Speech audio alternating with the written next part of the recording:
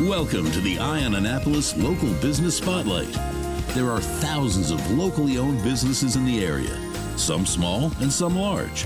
Some you may know and others you don't. But one thing they all have in common is a great story, and we want to share it with you. Join us every Saturday as we talk to the founders, the owners, and the managers of local businesses you have come to know and love, and those you will come to know and love. Now here's your host, John Frenay, with this week's Local Business Spotlight. Well, I always like to come to Rise Up here in Parole because they've got great iced tea, and I understand coffee, but I'm not a coffee drinker. But I am a guy that likes a little bit of heat. And today we're talking with James Young, who's the founder of Naptown Sauces, who I discovered while actually avoiding my house cleaners. They come every other Wednesday, and I go to Naval Bagels, and I was waiting for my bagel, and I turned around, and I saw a sign that says, "These are not samples. These are for sale." And I was like, Naptown Sauces, what's that? So here we are. How are you? I'm doing great today. Thank you. How are you? Awesome, man. How did this all start? I mean, first of all, how did I not know that there was a hot sauce made here in Annapolis? Well, it only came up a couple of years ago, but I guess my hobby started with it about 2018, 2019, when I just started buying hot peppers and just growing them in the backyard. And the hobby became an obsession, and then it was too many peppers to do something with, and I couldn't give them away fast enough, and I couldn't make sauces to give away to my family and friends. It just was overwhelming. So I said, let's get out of the corporate world. I'd like, instead of making all these other people smile while I go and do my job, I'd like to smile while I'm doing my job too. And nothing better than that, though. Yeah, make myself happy while I'm making others happy too.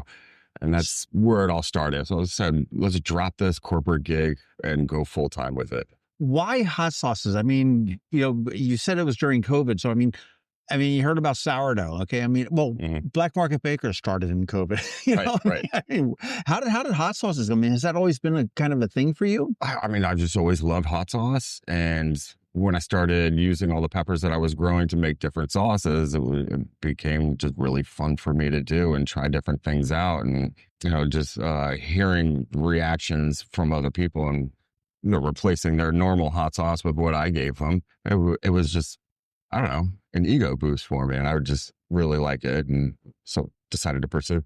How is a hot sauce made? Well, there's several different ways. No secret recipes. There's several different ways that you can do it, where you just take the fresh peppers and you cook them in with the ingredients that you want to put with it for the flavor that you're trying to put out. Or you can go a different way, which I've come up with is what I do now is I ferment the peppers that I grow for a year, and then I make them into the sauce. So it cools out the heat and it gives it a different kind of flavor. So for some of these larger manufacturers like Cholula and Tabasco will ferment their sauces for about a year and a half. I've kind of followed their lead on that one, and with the flavor profile and giving it a longer shelf life. So, and then it's just created into a stew and bottled? Basically, yeah. It's I try to smooth it out with certain ingredients where it's not going to burn your face off. And I want you to eat your food and finish your meal. Okay. With a little bit of kick to it. But so there's no disclaimers or, Well, there is one. I call it Devil's Tears. It's the Carolina Reaper. Okay. And it's a hot sauce, but I mean, it's like a Louisiana hot. It's not going to burn your face off, like I say. So I want you to eat it and still taste the fruitiness of the pepper. Well, there was a wing place down at Chinkapin and Old Forest Drive at one point. It's had a Collards theme, so maybe called like Collards Wings or something like that. And then they had an atomic wing that you literally had to sign a waiver. Oh, really? Before they would serve it to you. I'm like, that's maybe a little bit much. So my wife actually got me to change up my recipes when I first started because I was killing people. She's like, you got to put it out there for the palate of just regular, you want women chasing it. You want, it's not a contest. So mellowed out the hotness of the peppers because I really enjoy growing, the top 10 hottest peppers in the world. So do you grow all your peppers that you use? Yes, I do. So they're like Annapolis peppers. Yes. So they're, yeah. So I've collected seeds from over the years, and every time I harvest a crop, I always take all of the seeds out and dry them out and save them for the next season because of, every time you grow it for the next season, plant becomes stronger, becomes healthier for every generation afterwards. I mean, how many peppers go into okay, I mean, the jar is what, 5 ounces, 5 6 ounces. ounces? I mean, how many pepper? I mean, I just think, well, I mean, I think of different kinds. I think you got red peppers. Yeah, you got all those, the big peppers, and you got the smaller ones, like, you know, the jalapenos and stuff like that. I mean, how many peppers go into make a bottle? It really depends. So say I'm using ghost pepper for the Chipotle sauce. I'll use probably, I don't know, about 80 of those peppers to make about 5 gallons, depending on the heat level I want. It's Okay. And then you've now developed recipes, right? I mean, you know this. I mean, obviously peppers, you can't grow peppers per size. You can't say like an 8-ounce pepper. right. I mean, so you basically eye it up and say, okay, well, we need X of these and Y of these. And it does come down to the very final product and taste testing and being like, and you're making like in 5-gallon batches. Yeah. Wow. At the moment. Yeah. So it's, small hand batched. Are you considered a cottage kitchen industry type thing? Exactly. Okay. So your flavors, you said you got the ghost tears? The devil's tears. Devil's tears. There's the brackish horseradish. There is the Chesapeake heat, the Annapolis chipotle, and Blackjack's ghost. Okay. And Blackjack's ghost has got the ghost pepper, I'm presuming, right? And so that is blackberries that are locally sourced. And this last batch that I did actually came from a neighbor who has blackberry bushes in his backyard. So I try to do everything as Annapolis, Maryland, Chesapeake as I can. Try to get it all from friends and neighbors and local sources. That's so cool. You need to be into Maryland's Best. That coming up in February, where it's all Maryland source stuff like that. That's with cottage industries and everything else. That'd be awesome. So, I mean, how much have you produced so far? Whew, that's hard. I mean, I know that your website is naptownsauces.com, which is a great website. Make it real easy. I know you can get them obviously you can get them at Naval Bagels. You can order them online. I'm presuming you ship them and everything else. Where else can you get them? Annapolis Market House, Bread and Butter Kitchen. Monica's great. Yeah. Monica's lovely. Yeah. I was hoping we were going to do this at her place today, since she has that nice build out that she just did. Yeah. But she was closing at 3. So how many gallons have you made so far? I mean, is this still fairly? You have any idea? I don't know if I was to ballpark it over the past year or so. I mean, I don't know, 1,000 gallons maybe. Congratulations, man! That's awesome. I mean, I'm probably giving away more than I'm selling, just trying to get the name out there and the word out. Sure. Well, I mean, it's marketing. Yeah. That's a marketing cost there. Okay, so you've got those handful of flavors right now. I mean, are you looking at expanding your flavors at some point, or have you sort of found the sweet spot? I was doing so many flavors before, and somebody told me you're stretching yourself thin. Keep it to the core, and wait until you grow, until you can come out with more flavors. So you're not, so you're not like messing up the recipes on the way, or like one batch tastes different than the next. So like concentrate on, the 5 that you do well and not the 5 that people like, and then go from there. So yes, I love playing with new recipes. I did an aioli for Pip's Dogs about a month ago. Ryan's great. I did a private event for a private club this weekend, made them their own sauce, and they're all sold out within just a couple hours. So yeah, I loved doing new recipes and would love to get going with more. I was actually thinking of doing some sort of like online contest where people vote to see, what they would want to taste as a hot sauce, and, give them some sort of prize and all their, sauce packs and all that kind of stuff. Hey, where do you see yourself in 5 or 10 years? Annapolis Market House, I think it was last year. It was the walk around wing contest downtown, where about 80 people go to all the restaurants and taste the wings. I missed something. I don't know. Bob told me it. Okay. And he said, well, we had your hot sauce laying around, and we used that, and we won the contest with your Chipotle sauce. Awesome. I mean, where do you see yourself in 5 years from now or 10 years from now? I mean, you're going to be McHenry. Is it McHenry? McElhenny Tabasco down in New Orleans. I mean, that would be great. I mean, I would love to be something like a Marie Sharp's, Melinda's type of hot sauce where you can pick it up most places and it's flavorful. It's known, but it's not Tabasco. I'd love to have a great factory, a great field to be growing my peppers in, a great facility, and a team working with me that has the same core values and wants to see that product get out there and see it hit people's tables and know about it. That's kind of where I'd like to see myself in 5 years. So what's your favorite, or not your favorite, but your most popular flavor at this point?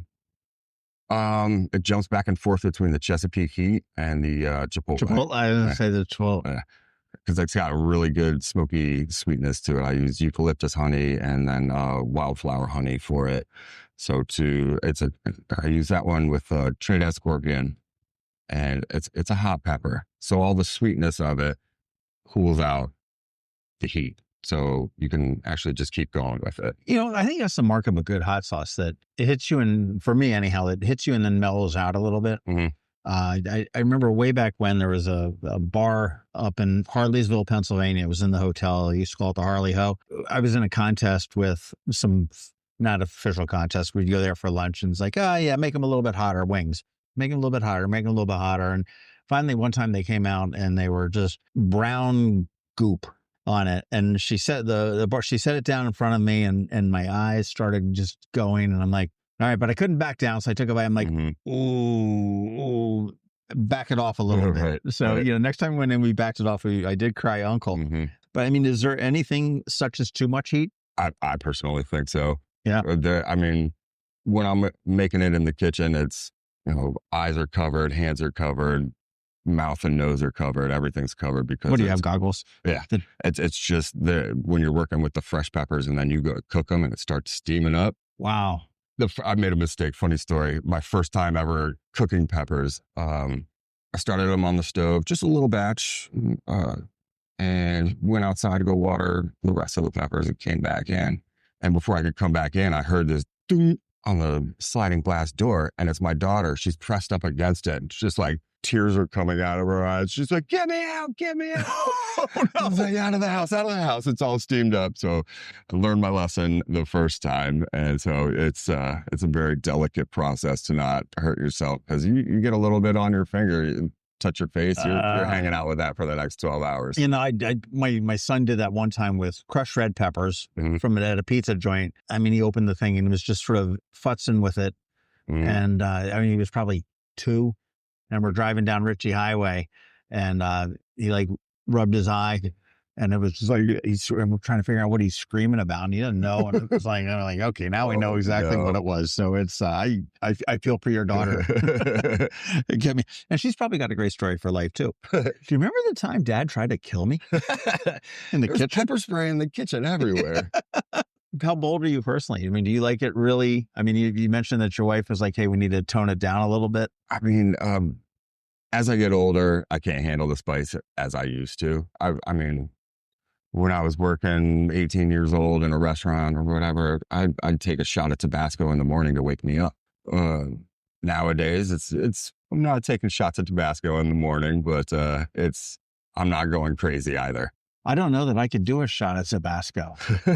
I did it in high school and it was horrible. It was tough. Well, and good on you. Good on you. Well, I noticed on your site again, naptownsauces.com, that you said there's like lots of health benefits for peppers too. And there's certain healing habits of it. So it really assists with blood flow and your heart, as well as some people use it as a mixture of topical. So where there are some bruises and injuries, there's certain things where you can mix it with like honey and alcohol and powder. Interesting. Rub it on a wound. Interesting. That is not an open wound. Right. I get that. Oddball uses and recipes. I mean, obviously the easy things to low-hanging fruit, I guess, is like wings and, just sauces that you want to put on, burgers and stuff like that to spice it up. But hot dogs, certainly, and aioli sauces. I mean, you thought of any or heard of any just really unusual, like, wow, that didn't make, I mean, when somebody told me Old Bay on vanilla ice cream is amazing.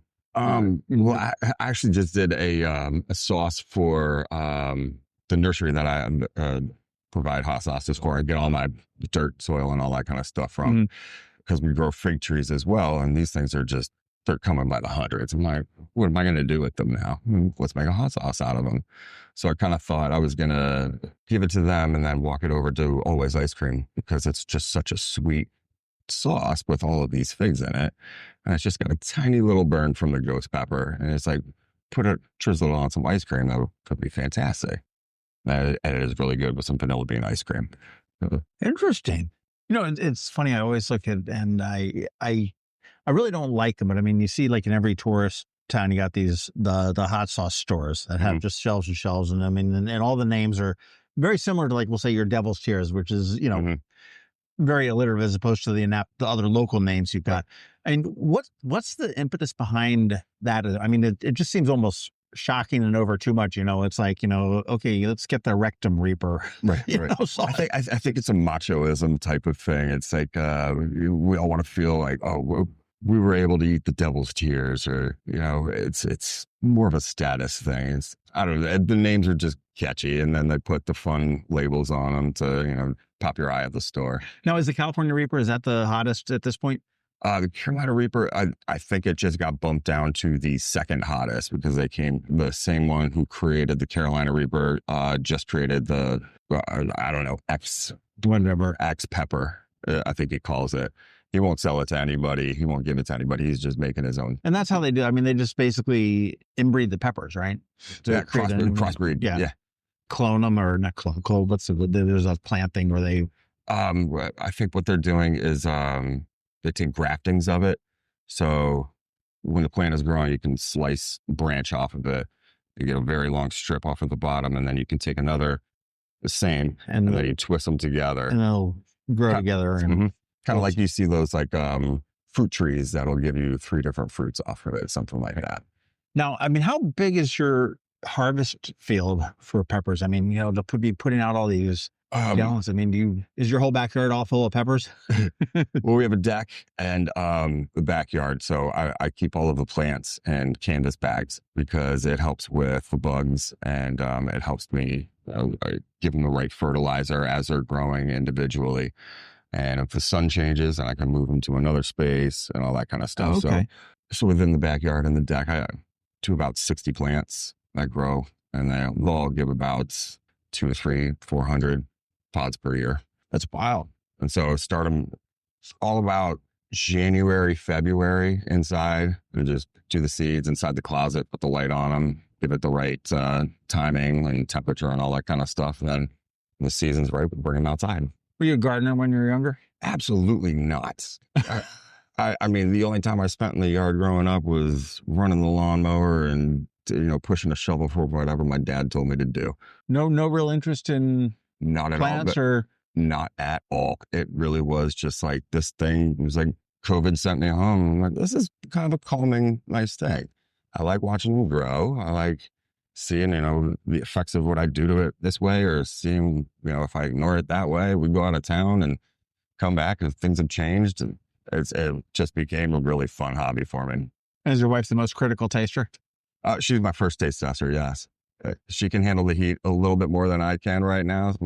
You first. And is she honest with you?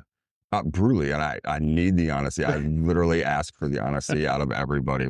If I could leave comment notes everywhere, I would, because it's not just me eating the sauce; it's everybody else. How long does it take to ship something? I mean, if I order, and again, I can order online at naptownsauces.com.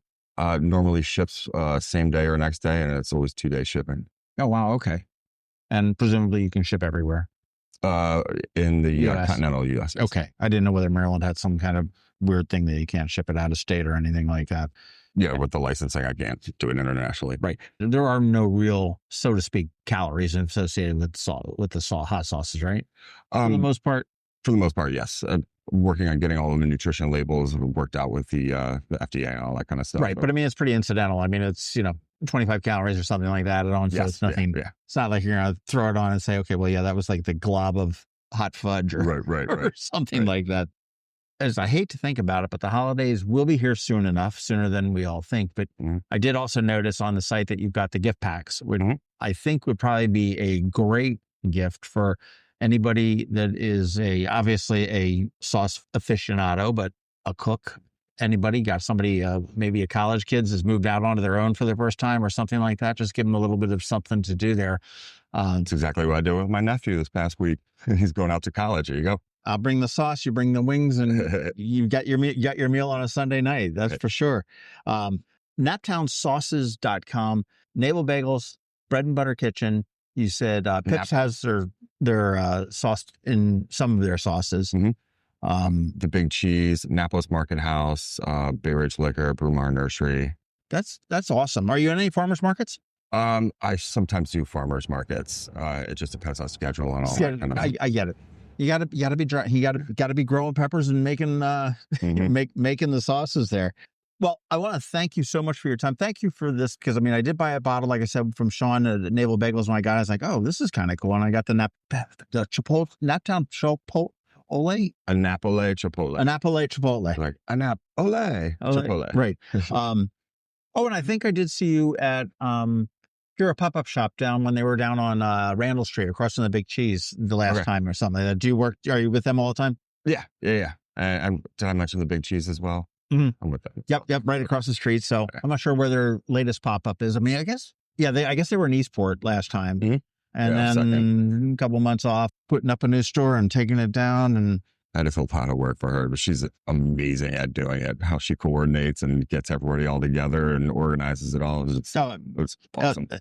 Elle's amazing just to sit there and see. So great sauce. And I mean, if we can support local, that's the way to do it. I had no idea that we had a hot sauce factory here in Annapolis. And actually, we don't really have a hot sauce factory, but I hope that we do in 5 years to be able to see. Oh, let's see. We'll have the factory in, hopefully too.